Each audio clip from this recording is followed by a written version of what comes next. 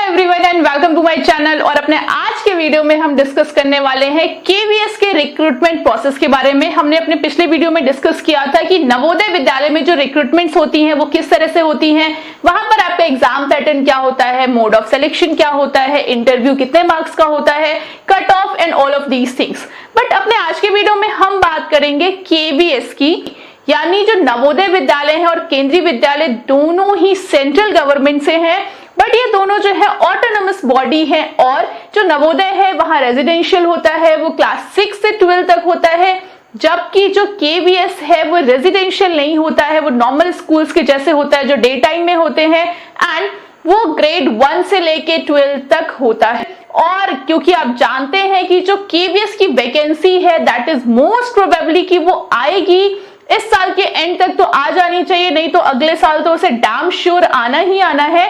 Just because जो last vacancies है वो आई थी 2018 में, and just because of corona pandemic बहुत सारी कैजुअलिटीज होने की वजह से वहां जो वैकेंसीज हैं वो पहले से ज्यादा हो गई हैं। सो चांसेस है कि इस साल के एंड में वरना अगले साल तक जो है इसकी वैकेंसीज आ जाएंगी। अपने आज के वीडियो में हम डिस्कस करेंगे कि आप अगर फिजिकल एजुकेशन से बिलोंग करते हैं और आप केवीएस में जाना चाहते हैं तो वहां पर जो रिक्रूटमेंट है वो किस तरह से होता है, एग्जाम किस तरह से होते हैं, इंटरव्यू और एग्जाम जो है आपका रिटन उसका वेटेज कितना होता है, कितने लोग वहां पर जाके अटेम्प्ट करते हैं, कितनी वैकेंसीज होती हैं, and most important facts about KVS exam. तो सबसे पहले अगर हम शुरू करें कि केवीएस में जो पोस्ट है उसका नाम क्या होता है, सो केवीएस की पोस्ट का जो करंट में नाम है दैट इज PNHE, यानी फिजिकल एंड हेल्थ एजुकेशन। इस सब्जेक्ट से जो है वो केवीएस में जॉब होती है। आज भी केवीएस और एनवीएस में सिर्फ टीजीटी ग्रेड पर ही जॉब्स निकलती हैं, और जो भी टीचर्स होते हैं वो टीजीटी लेवल पर ही होते हैं। भले ही वहां पर physical education as a subject पढ़ाया जाता है, बट आज भी वहां पर पीजीटी की वैकेंसीज जो है वो नहीं आती हैं। So it's a drawback of physical education, क्योंकि अगर उन स्कूल्स में physical education as a subject पढ़ाया जा रहा है, so there should be a vacancy of PGT also. Beyond that अगर हम बात करें कि TGT में आपकी जो वैकेंसी है वो है PNHE के नाम से, यानी फिजिकल एंड हेल्थ एजुकेशन, और यहाँ पर जो आपका लेवल है TGT लेवल का है, मैट्रिक्स पे जो है लेवल 7 का मिलेगा आपको, और जो आपको एलिजिबिलिटी क्राइटेरिया है वो बीपीएड, डीपी, बीपी ये सारी चीजें होती हैं। क्योंकि आप जो है वो टीजीटी ग्रेड पे जा रहे हो तो आपको बैचलर्स ही रिक्वायर्ड होता है।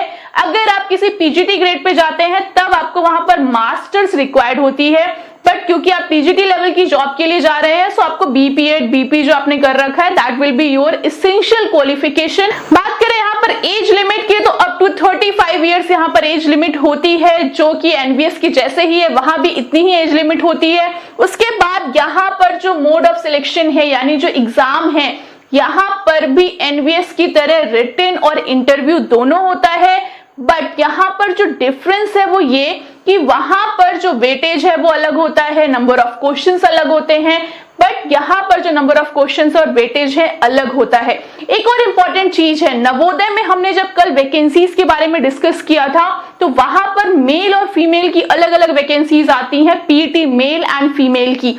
बट अगर आप बात करेंगे केवीएस की तो वहां पर मेल एंड फीमेल की अलग अलग वैकेंसीज नहीं होती हैं, सारे ही कैंडिडेट्स एक साथ कॉम्पीट करते हैं, एक साथ फाइट करते हैं, चाहे वो मेल हो या female, they are considered as a single candidate there.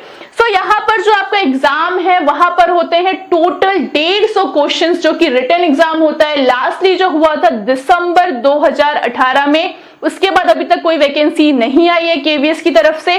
तो उस समय जो एग्जाम हुआ था वो रिटन हुआ था, पेन पेपर हुआ, 150 क्वेश्चन थे टोटल, और 150 क्वेश्चन जो है वो किस तरह से थे, वहां पर आपके जो 50 क्वेश्चन है वो होते हैं आपके जर्नल एप्टीट्यूड के क्वेश्चन, जिसमें 10 क्वेश्चन जो है वो इंग्लिश के, 10 क्वेश्चन हिंदी के, 10 क्वेश्चन जीके के आते हैं, 10 क्वेश्चन रीजनिंग के, and 10 question of computer literacy. उसके बाद जो आपके 100 क्वेश्चंस है 100 मार्क्स के वो होते हैं आपके सब्जेक्ट से, क्योंकि यहाँ पर पोस्ट का नाम जो है वो है physical and health education, so there is a big part of health education also. तो ये आपके जो 150 क्वेश्चन है वो आते हैं आपके केवीएस के पेपर में। जिसमें से जो 50 क्वेश्चन है वो जनरल एप्टीट्यूड होता है और जो 100 क्वेश्चन है वो आपके फिजिकल एजुकेशन से होते हैं। टोटल 150 क्वेश्चन के लिए जो टाइम है वो मिलता है 150 मिनट्स का, यानी आपको 2.5 घंटे का टाइम मिलता है पूरा पेपर करने के लिए। और यहाँ पर कोई भी निगेटिव मार्किंग नहीं होती है। एनवीएस में भी किसी भी तरह की कोई निगेटिव मार्किंग नहीं है, यहाँ भी किसी भी तरह की कोई निगेटिव मार्किंग नहीं है। फिर इसके बाद अगर हम बात करें कि यहाँ पर आपका वेटेज कितना है, तो आपका 150 नंबर का रिटन एग्जाम है जिसका 85% वेटेज है, जबकि एनवीएस में जो आपका पेपर था वहां पर खाली 80% वेटेज था, यहाँ पर 85% है। यहाँ पर ऐसा कुछ नहीं है कि आपको किसी पर्टिकुलर सब्जेक्ट में क्वालिफाई करना है या फिर आपके अलग से क्वालिफिकेशन के लिए लैंग्वेज होती है, ऐसा कुछ नहीं होता। आपकी जो मेरिट है वो पूरे 150 नंबर में बनती है और आपको इस पूरे 150 नंबर में आप जितने भी मार्क्स लाएंगे उसी से आपकी मेरिट बनेगी। सो आपके जो 85% है उसका वेटेज जो है वो आपके रिटन पोर्शन से लिया जाता है। एंड इसके बाद यहाँ पर आपके 60 नंबर का इंटरव्यू होता है। इंटरव्यू का जो वेटेज है दैट इज 15%। सो ये आपके लिए एक इंपॉर्टेंट चीज है मेंशन करना कि यहाँ पर आपके लिए जो रिटन है वो कितना इंपॉर्टेंट हो जाता है, क्योंकि इंटरव्यू में जो है वो बहुत कम डिफरेंस पड़ता है अगर आपके रिटन के मार्क्स अच्छे हैं। सो इंटरव्यू जो है वो आपकी ओवरऑल मार्क्स को ज्यादा अफेक्ट नहीं करेगा। फिर हम यहाँ पे बात करें कि जो 2018 में अगस्त में नोटिफिकेशन आया था जिसके एग्जाम्स दिसंबर 2018 में हुए थे, वहां पर वैकेंसीज कितनी आई थी। हम ऑलरेडी बता चुके हैं कि जो यहाँ पर वैकेंसीज आती हैं वो मेल एंड फीमेल की अलग नहीं होती हैं, कॉमन वैकेंसीज होती हैं चाहे वो मेल हो या फीमेल हो। तो यहाँ पर आप देख सकते हैं कि आपको यूआर में 45 वैकेंसीज थी, ओबीसी में 31, एससी में 14, एसटी में 7 एंड टोटल 97 वैकेंसीज ही आई थी, जो कि बहुत कम होती है अगर आप कंपटीशन वाइज देखें। फिर यहाँ पर जो कट ऑफ गया था रिटन का, हमारा रिटन जो है वो 150 नंबर का है जिसमें कोई भी निगेटिव मार्किंग नहीं है। उसका जो कट ऑफ गया था वो यूआर के लिए 80 मार्क्स यानी 150 में जिसके कम से कम 80 आए थे वो इंटरव्यू के लिए सिलेक्ट हुआ था। ओबीसी में 79, एससी में 75 और एसटी में 71। सो आपका जो कट ऑफ है वो 50% के अराउंड गया था, यानी 150 में जिसके इतने मार्क्स आए थे वो इंटरव्यू के लिए सिलेक्ट हुआ था। और यहाँ पर अगर हम बात करें हाईएस्ट मार्क्स की, तो 103 नंबर जो है 150 में वो हाईएस्ट गए थे, लोवेस्ट मार्क्स जो है वो 0 था। उसके बाद अगर हम बात करें कि कितने बच्चे जो है वो शॉर्टलिस्ट हुए थे इंटरव्यू के लिए, तो वैकेंसीज है आपकी 97 और यहाँ पे 416 कैंडिडेट जो हैं वो इंटरव्यू के लिए शॉर्टलिस्ट हुए थे, यानी 416 जो है पूरी वैकेंसी के 4 टाइम से भी ज्यादा बच्चे इंटरव्यू के बाद जो है उसके वो 1/4 से भी कम ही बच्चों का सिलेक्शन हुआ था फाइनल के लिए। सो यहाँ पर भी आपके लिए जो चीजें हैं कंपटीशन है वो बहुत टफ हो जाता है।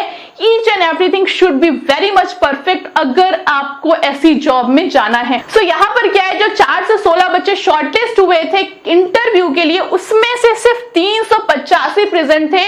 एंड फिर बात करें यहाँ पर फाइनल मेरिट कट ऑफ की, जिसमें आपका जो मार्क्स है यानी आपके जो 150 में जितने भी मार्क्स आए हैं उसको 85% के वेटेज में कन्वर्ट कर दिया जाता है और आपने 60 नंबर के इंटरव्यू में जितने भी मार्क्स सिक्योर किए हैं वो 15% के वेटेज में कन्वर्ट कर देते हैं। एंड फिर जो आपके मार्क्स होते हैं वो होते हैं 100 में, इसलिए यहाँ पे डेसिमल होता है। यहाँ पे डेसिमल का मतलब ये नहीं है कि किसी तरह की निगेटिव मार्किंग है इसलिए यहाँ पर डेसिमल आया है। इन मार्क्स में जो डेसिमल है वो सिर्फ इसलिए है क्योंकि आपके इन सारे मार्क्स का वेटेज निकाला गया है जिसकी वजह से वो डेसिमल में आए हैं। तो अगर आप फाइनल मेरिट की कट ऑफ देखें जिसमें आपका रिटन और इंटरव्यू दोनों ही हैं, सो यहाँ 60.22 जो है वो यूआर का गया है, ओबीसी का 56.85, एससी का 53.25 एंड एसटी का 53.43। इससे आप एक और चीज देख सकते हैं कि यहाँ का डिफरेंस और यहाँ का डिफरेंस जो है वो कितना ज्यादा हो गया है। मतलब आपके लिए रिटन के साथ साथ जो है वो इंटरव्यू भी बहुत मायने रखता है। फिर हम बात करें कुछ फैक्ट्स की जिससे आप अपने एग्जाम के बारे में कुछ अंदाजा लगा सकते हैं। यहाँ पर 12,137 कैंडिडेट्स अपीयर हुए थे जिसमें सिर्फ और सिर्फ 97 वैकेंसीज थी, यानी 0.79% जो है सिर्फ उनको ही सिलेक्शन मिलना था, उतनों को ही सिलेक्शन मिला था। लेकिन यहां बच्चे हैं 12,137। सो आप सोच सकते हैं कि यहां पर जो कंपटीशन लेवल है या नंबर ऑफ कैंडिडेट्स है वो कितने ज्यादा होते हैं। अगर आप इस तरह से देखें तो यहां पर जो कट ऑफ 80 जाती है तो एक साथ कम से कम 20 से 25-30 लोगों के 80 ही मार्क्स होते हैं। सो इसलिए यहां पर जो इंटरव्यू के लिए शॉर्टलिस्ट होते हैं वो नंबर ऑफ कैंडिडेट्स ज्यादा हो जाते हैं।